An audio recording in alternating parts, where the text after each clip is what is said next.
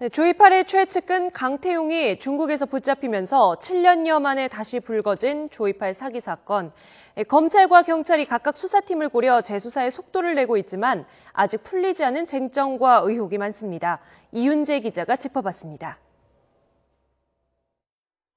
조이팔 사건은 지난 2004년부터 5년여 동안 전국에 22개 다단계 업체를 차린 뒤 모두 3만여 명의 투자자를 끌어들인 사기 사건입니다.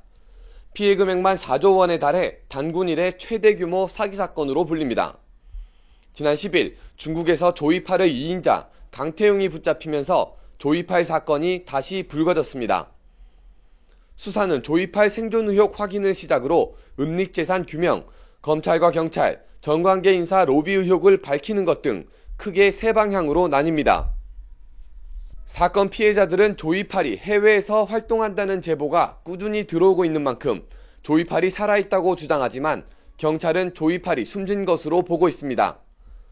또 조이팔 일당이 숨겨둔 재산을 확인하는 것은 피해자들을 위한 핵심 과제인데 아직 검찰이 확인한 은닉재산은 1,200억 원에 불과합니다.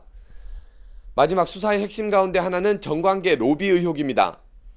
이미 조이팔 일당에게 로비를 받은 것으로 드러난 검찰과 경찰만 7명에 이르는 만큼 로비 의혹을 밝히는데 수사력을 모을 방침입니다. 검찰, 경찰이 그 수사의 실무에 있기 때문에 그 다단계와 관련된 여러 가지 실무적인 수사를 무마하는 조건으로 금전을 제공한 것이 이제 공통적입니다.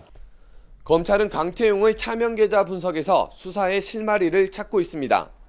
돈의 흐름을 분석해 정관계 인사에게 검은 돈이 흘러들어가지는 않았는지를 밝히고 은닉재산도 찾아낼 수 있을 것으로 기대하고 있습니다.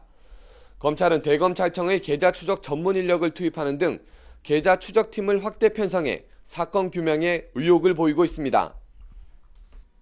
특별수사팀을 꾸린 경찰은 지난 2007년 강태용에게 1억 원을 받은 혐의로 지난 16일 구속된 전직 경찰관 40살 정모 씨를 시작으로 사건을 풀어나갈 계획입니다.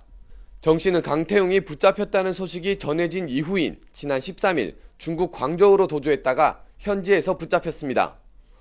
경찰은 이때 확보한 정 씨 휴대전화 2대의 통화 목록을 분석해 조이팔 일당과 연락한 흔적을 찾아낼 방침입니다. 또 이번 주 초 정 씨의 집을 압수수색해 증거를 확보할 계획입니다. 검찰과 경찰의 수사는 중국에서 붙잡힌 강태용이 송환되면 속도를 낼 것으로 보입니다.